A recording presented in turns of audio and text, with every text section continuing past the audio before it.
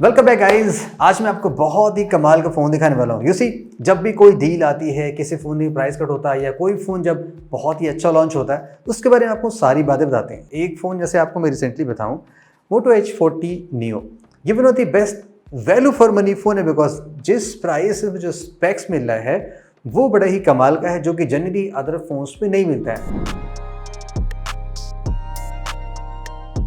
आज मैं आपको जो फ़ोन दिखा रहा हूँ वो आप कह सकते हैं one of the most reliable consistent phone है, जिसको आप आसानी से 2 से 3 साल तक चला सकते हैं। अब देखिए, रिलायबल कंसिस्टेंट का मतलब ये होता है कि फ़ोन की परफॉर्मेंस अच्छी होनी चाहिए, कैमरा डिसेंट होना चाहिए, यानी कि वो सारी चीज़ें हैं। जस्ट फ़ोन के स्पेक्स पे जाके आई थिंक फ़ोन लेना गलत होता है। Brand value, resale value, updates, तमाम तरह की चीज़ें होती हैं जो एक फ़ोन को बहुत सुपर्ब बनाती हैं। अब इस फ़ोन के बारे में बात करता हूँ कि ये मैं ऐसा क्यों कह रहा हूँ। जब ये फ़ोन लॉन्च हुआ था, इस फ़ोन का जो बेस वेरिएंट था 8GB वाला, 128GB वाला, वो आपको मिल रहा था 27,000 में।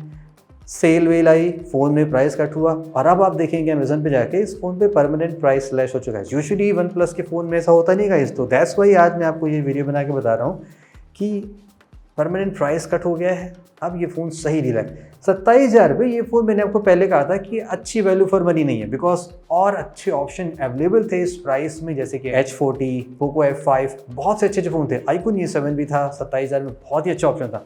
लेकिन अगर आप इसमें कूपन अप्लाई करते हैं, 1500 से 2,000 का कूपन डेली चेंज हो रहा है, प्लस बैंक ऑफर इसमें 2,000 तक का मिल जा रहा है, HDFC या जो भी आपके पास कार्ड हो। इस फ़ोन को आप एज लो एज 22,000 या 23,000 में बाई कर सकते हैं। आई थिंक इस प्राइस पे गाइस अब ये फ़ोन अच्छी वैल्यू फॉर मनी और आप कह सकते हैं बेस्ट रिकमेंडेड फ़ोन आप मान सकते हैं इन 22,000। सारी बातें आपको बताता हूँ कि इस फ़ोन में क्या प्रोज एंड कॉन्स है। अगर आपको लगता है उन कौन से आपके लिए कोई इशूज़ नहीं है, डेफिनेटली आप इस फ़ोन को भी बाई कर सकते हैं। वैसे हमने इसका ड्राफ्ट टेस्ट कर रखा है, डोंट वरी अबाउट दैट। आज हम पहले कौन से स्टार्ट करते हैं। फर्स्ट कॉन्स जो आपको इस फ़ोन में लग सकता है, ऑब्वियसली वो उस फ़ोन के डिज़ाइन को लेके लग सकता है। लाइक अगर आप इस फ़ोन के डिज़ाइन को देखेंगे, ये एक टिपिकल स्टैंडर्ड फ़ोन आपको लगेगा और इवन इनफैक्ट इसका जो डिज़ाइन है वो आप अदर फ़ोन से देखेंगे, like OnePlus Nord C3 Lite, OnePlus Nord 3, उससे एकदम मिलता जुलता। अगर आप फ़ोन पे केस लगा लेंगे आपको पता भी नहीं चलेगा कि आप कौन सा फ़ोन चला रहे हैं। मटेरियल जो यहाँ पे यूज़ किया गया वो कम्प्लीटली चीप लुकिंग प्लास्टिक है। आजकल आपको इसी प्राइस रेंज में ग्लास और वीगन लेदर के फ़ोन भी मिल सकते हैं। कर्व डिस्प्ले का ज़माना आ चुका है, आप जानते हैं 20-22,000 में बड़े ही आसानी से आपको कर्व डिस्प्ले के फ़ोन मिलने लगे हैं। यस, इसके अगेन प्रोज एंड कॉन्स होते हैं। लाइक रेगुलर यूसेज के लिए तो कर्व डिस्प्ले बड़ा ही अच्छा लगता है, लेकिन आप गेमिंग करते हैं तो वहाँ पे आपको प्रॉब्लम लग सकती है। अनदर कॉन्स पे आते हैं, वो है गाइस इस फ़ोन के कैमरों के लेके। लाइक मैंने आपको मोटो H40 Neo के बारे में बताया था, बिकॉज वो इस फ़ोन का डायरेक्ट कंप्यूटर है। उस फ़ोन में क्या था कि कैमरे का सेटअप बड़ा अच्छा है। लाइक मेन कैमरा अच्छा है, OIS है, सेकेंडरी कैमरा काफ़ी अच्छा है, सेल्फी कैमरा बहुत अच्छा है और आप काफ़ी क्लोज मैक्रो फोटोज़ ले सकते हैं। इस फ़ोन में क्या है, जस्ट मेन कैमरा ही अच्छा है। अदर कैमरेज़ की बात करें तो वो जस्ट फॉर द नेम सेक जो ऑलवेज दिए जाते हैं ट्रिपल कैमरे के नाम पे, वो चीज़ें दी गई हैं। मेन कैमरे क्वालिटी आपको मैं बाद दिखाता हूँ। जैसे अदर कैमरा वही टेम्पिक अल्ट्रा वाइड है, अल्ट्रा वाइड कैमरा ठीक है, डिसेंट शॉट लेता है, डायनामिक रेंज बहुत ही अच्छी है, लेकिन फिलहाल शेडोज़ में थोड़ी सी नॉइज़ आपको दिखाई पड़ेगी तो आपको फील हो जाएगा कि हाँ ये लो क्वालिटी का सेंसर है। थर्ड सेंसर जो है 2MP का फेमसली बैड मैक्रो कैमरा है, जो कि ऑफ कोर्स जिसके बारे में बात करने की कोई बात नहीं है। ये दो चीज़ मुझे लगी मेनली जो मुझे इस फ़ोन की कॉन्स लगी। First of course design, second of course जो कैमरा है अदर पार्ट्स को लेके। अब चलिए इस फ़ोन की गाइस हम प्लस पॉइंट की बातें करते हैं। हल्की फुल्की कॉन्स तो आपने देख ली, प्लस पॉइंट इस फ़ोन का मुझे ऑलवेज ये लगता है, लाइक जितने भी फ़ोन का मैं रिव्यू करता ना, नो मैटर लाइक कोई भी हो, लाइक Vivo, iQOO, नथिंग, ये सब कुछ, ये फ़ोन बहुत ही स्नैपी है। जैसे बोलते हैं ना फ्लूइड परफॉर्मेंस, वन प्लस के फ़ोन की परफॉर्मेंस फ्लूइड काफ़ी रहती है। लाइक फ़ोन को अनलॉक करना, यूज़ करना, जो रिस्पॉन्स मिलता है एप्लीकेशन लॉन्च करने में, मिनिमाइज़ करने में, रिज्यूम करने में, वो इस फ़ोन में बहुत ही अच्छा है। उसके 2 रीज़न ऑफ कोर्स हैं। फर्स्ट ऑफ कोर्स यहाँ पे जो डिस्प्ले है वो काफ़ी फ्लूइड 120 हर्ट्ज़ का है और जो सॉफ्टवेयर है वो अभी भी वन प्लस की कोर फीचर है। अब मेन परफॉर्मेंस पे आ जाते हैं कि इस फ़ोन की मेन परफॉर्मेंस कैसी है। यहाँ पे जो CPU है वो स्नैपड्रैगन का दिया गया है, काफ़ी रेयर CPU है, 782G। इसका इक्विवेलेंट देखें तो ये आप मान सकते हैं स्नैपड्रैगन 7 Gen 1 है जो ऑन द 90 मिला था, उसके क्लोज में है। डायमेंसिटी के काउंटर पार्ट देखेंगे तो आपको लेटेस्ट डायमेंसिटी के CPU लेने पड़ेंगे जो आपको 25,000 के ऊपर मिल रहे हैं, उसके अगेंस्ट में इसको मान सकते हैं। तो बेंचमार्क आपने देख लिया, मैं आपको कोई बेंचमार्क दिखा दे रहा हूँ, आपको थोड़ा सा अंदाजा लग जाएगा। डे टू डे परफॉर्मेंस की बहुत ही अच्छी है, कोई ऐसी मेजर प्रॉब्लम नहीं मिलेगी। बात कर लेते हैं गाइस गेमिंग की, तो गेमिंग की परफॉर्मेंस में बहुत ही अच्छी है बिकॉज फ्लैट डिस्प्ले है, तो ये फ़ोन चल बहुत अच्छा रहा है गेमिंग की टर्म्स में बिकॉज ज़्यादा इसमें कोई ऐसा प्रॉब्लम नहीं है। प्लस यहाँ पे जो सेकेंडरी स्पीकर है वो बहुत ही अच्छा है, ड्यूअल स्टीरियो स्पीकर्स मिल रहे हैं, तो आउटपुट भी आपको बहुत अच्छा मिल रहा है। जो सेकेंडरी आउटपुट आपको बेसिकली ईयरपीस के साइड से आ रहा है, तो वो आपको फ्रंट फेसिंग मिल रहा है, दैट्स वे आपको ये इसमें परफॉर्मेंस बहुत अच्छी मिलती है। गेमिंग काफ़ी सही चलता है इसमें, HDR सेटिंग में आप गेम प्ले कर सकते हैं, तो परफॉर्मेंस इस फ़ोन की टॉप नॉच है। और एटलीस्ट आप जानते हैं गाइस वन प्लस के फ़ोन की परफॉर्मेंस में बस पुराने फ़ोन ही पड़े हैं, 6, 70, 8 सब कुछ है, वो फ़ोन अभी भी बहुत ही फ्लूइड चलते हैं। आई एम श्योर ये फ़ोन भी आपका 2-3 साल तक बड़े आसानी से फ्लूइड चलेगा। अब चलिए गाइस डिस्प्ले की बात करते हैं, यहाँ पे एक बहुत ही कमाल के फीचर दिख गया, जैसे कि डिस्प्ले तो आपने देख लिया, स्पेक्स आपने पढ़ लिया, ये स्टैंडर्ड HDR10+ डिस्प्ले है, flat display, OLED of course है, 120 हर्ट्ज का रिफ्रेश रेट दिया गया है। अब देखिए यहाँ पे एक छोटा सा कैच ये है जो मैंने नोटिस किया, लाइक बहुत से फ़ोन होते हैं ना, जैसे कि अगर आप उसमें 120 हर्ट्ज ऑटो पे लगा लेते हैं, तो कुछ एप्लीकेशन हो गया जैसे कि इंस्टाग्राम हो गया, यूट्यूब हो गया, ये बेसिकली 60 पे चलते हैं। और इवन आपने ये देखा भी था, जैसे कि अगर वन प्लस का प्रो फ़ोन ले लेंगे 11 या 11R या इवन अगर आप नॉट 3 भी ले लेते हैं, तो वहाँ पे भी आपको ये प्रॉब्लम मिलेगी कि मोस्ट ऑफ एप्लीकेशन 60 पे चलते हैं। यहाँ पे क्या है कि सिस्टम वाइड 120 पे चलता है, लेकिन अदर एप्लीकेशन जो है वो समहाउ 90 पे आते हैं। बट बेटर क्या है कि जो एप्लीकेशन अदर फोन्स में 60 पे चलते हैं, यहाँ पे वो 90 पे चलते हैं, तो जो इसका रिफ्रेश रेट है वो बहुत ही स्टेबल कंसिस्टेंट है, बट परफॉर्मेंस बहुत ही फ्लूइड मिलती है, ये इस बात की तो इसमें गारंटी है। अब आ जाते हैं और मेन कूल पार्ट पे, जो इस फ़ोन का मेन कैमरा है।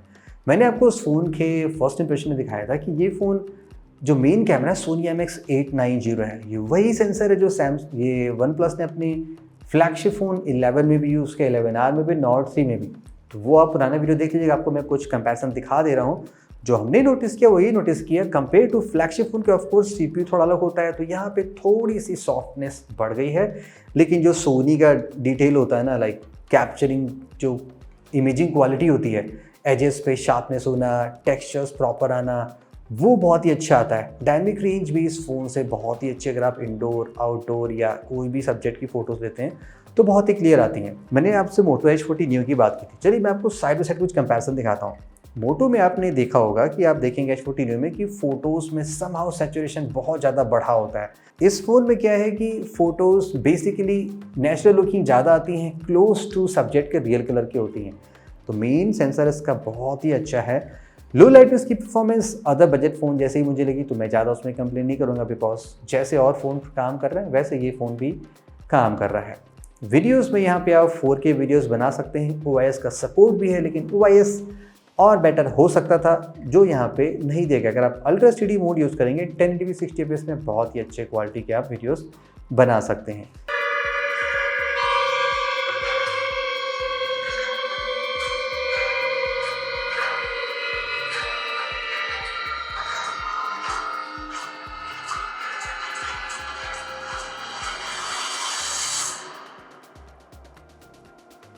आया ना मजा?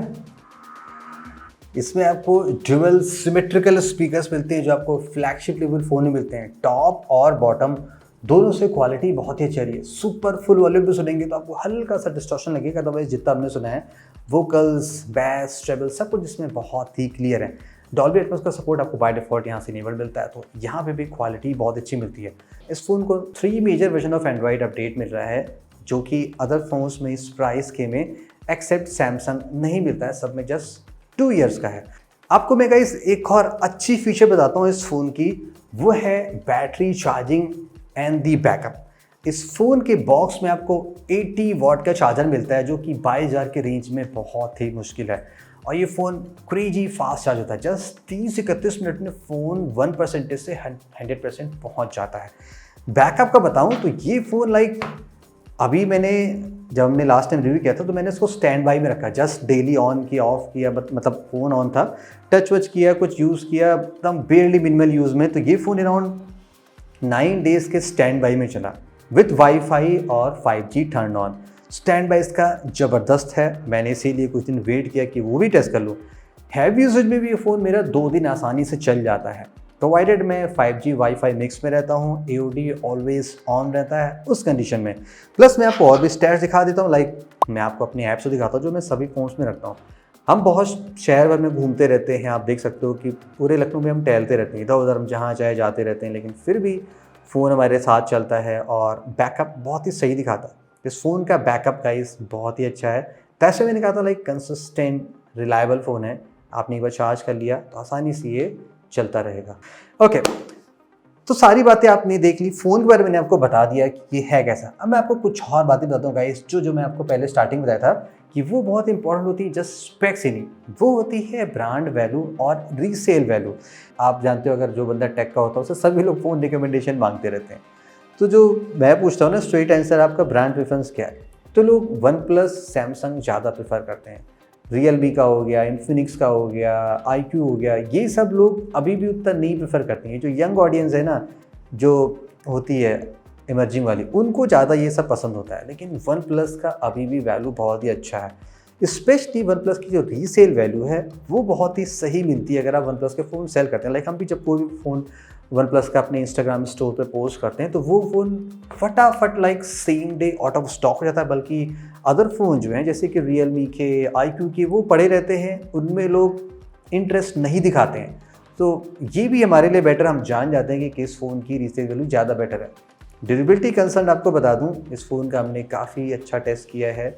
ऑफ कोर्स आप देख सकते हैं बहुत से फ़ोन इस प्राइस के हैं जो जैसे कि IQ, Vivo, वो सारे के सारे टूट चुके हैं, लेकिन ये फ़ोन समहाउ चीप लुकिंग, लेकिन एटलीस्ट बिल्ड क्वालिटी टर्म में ज़्यादा बेटर है। तो अगर आप एक ऐसे फ़ोन की तलाश में गाइस जो आपको 2 से 3 साल बड़े आसानी से चलाना है, stable performance, consistent 5G plus भी इसमें आता है, सार वैल्यू भी ठीक ठाक है, स्टॉक एंड्रॉयड वाला फ़ोन चाहिए तो ये फ़ोन आपको लंबे समय तक चला सकता है। अगर आप क्रेजी फीचर्स वाले फ़ोन नहीं चाहते हैं जैसे कि मोटो H14 जो कि काफ़ी वीक था, जस्ट 2 फीट से ही गिर के इस फ़ोन का डिस्प्ले टूट सकता है, तो वो फ़ोन आप ले सकते हैं। 22,000 में ये फ़ोन मुझे लगता है काफ़ी अच्छी वैल्यू फॉर मनी ऑफर करता है। तो अगर आपने ये फ़ोन यूज़ किया, आप चला रहे हैं, तो प्लीज़ अपने भी थॉट्स कमेंट्स में ज़रूर शेयर करेगा, आपके फीडबैक क्या हैं। मुझे भी काफ़ी कुछ उसमें से समझ में आया था और भी ऑडियंस को उससे काफ़ी हेल्प मिलती है। Stay tuned guys for so many exciting videos. This is Saurabh and see you very soon.